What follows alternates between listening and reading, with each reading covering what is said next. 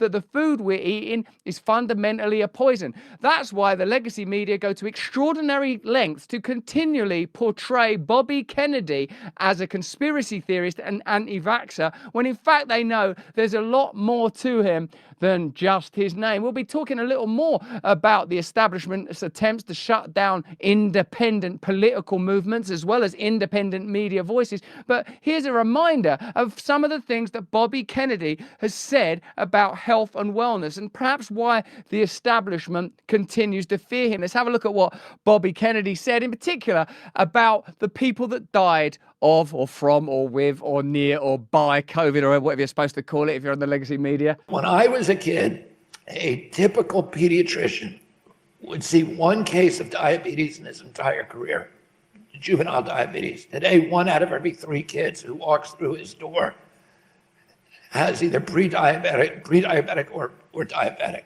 Okay, so, and nobody's saying, why is this happening? And we know why it's happening. It's high fructose corn syrup. And it's, glyphosate and neonicotinoids and atrazine and all the other crap that is in our food. We're not feeding people, we're poisoning them. There's a study that I read this week that showed that girls who eat processed food are 1,400% more likely to engage in violence than girls who do not.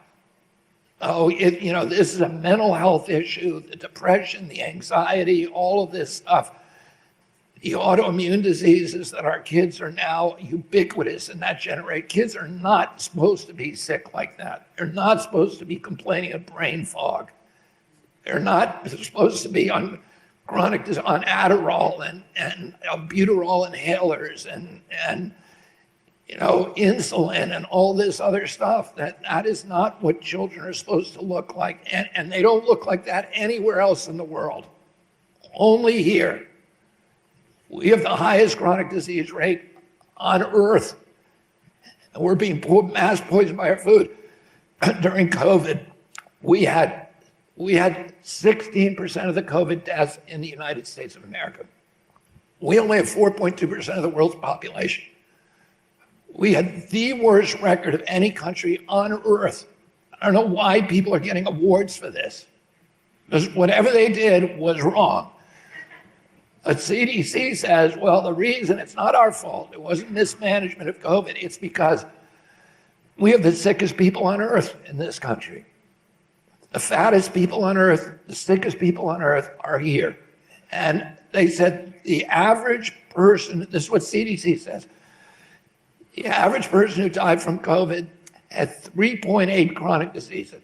So they had diabetes, they had obesity, they had asthma, and they had one other thing, right? No, that's what killed them. It was the chronic disease that took them to the top of the cliff and put them over the side, and and COVID just stepped on their fingers, and dropped them. That's what we need to start recognizing, and that's coming from food. And that's part of Bill Gates' plan, to have us eating, insects and chemical food. That's what he did to Africa with the Green Revolution. And, it has put 30 million extra people into food insecurity. And we don't need them to do it here. What is the relationship between big food and the legacy media? How reliant on big food conglomerates' advertising dollars are the legacy media?